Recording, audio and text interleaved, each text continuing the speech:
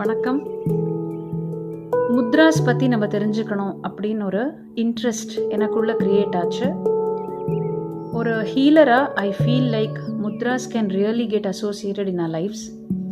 யோகா எப்படி நம்ம பண்ணுறோமோ அந்த மாதிரி முத்ராக்களையும் நம்ம பண்ண கற்றுக்கிறது ரொம்ப அவசியமாக இருக்குது.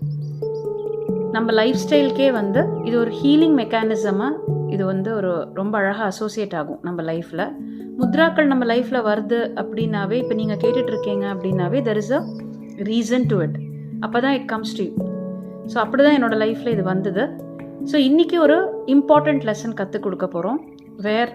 இது நீங்கள் ஃபஸ்ட்டு அண்டர்ஸ்டாண்ட் பண்ணுங்கள். இந்த ஹஸ்த முத்ராக்கள், அதாவது நம்மளோட கைகளில் இருக்கிற ஒவ்வொரு ஃபிங்கருக்கும் ஒரு எலிமெண்ட்டோட நம்ம அசோசியேட் பண்ணுறோம். ஃபார் எக்ஸாம்பிள், இது அக்னியோட அசோசியேட் பண்ணுறோம், அதாவது ஃபயர் எலிமெண்ட். இதுக்கு ஆப்போசிட்டில் இருக்கிற ஸ்மால் ஃபிங்கர் பார்த்தீங்கன்னா வருணா, அதாவது water element.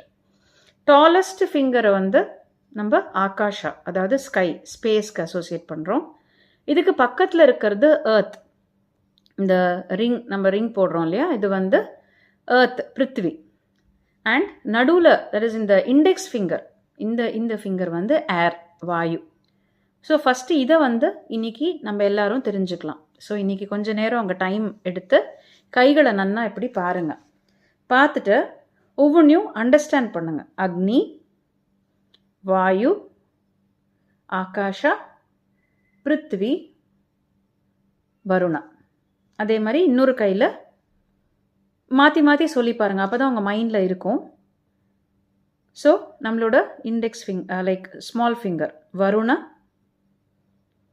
Prithvi, akasha, Vayu and Agni.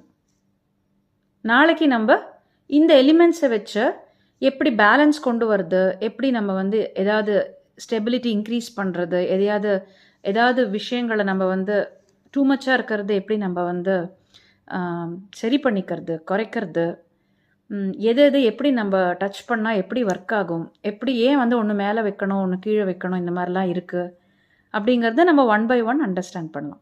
Thank you.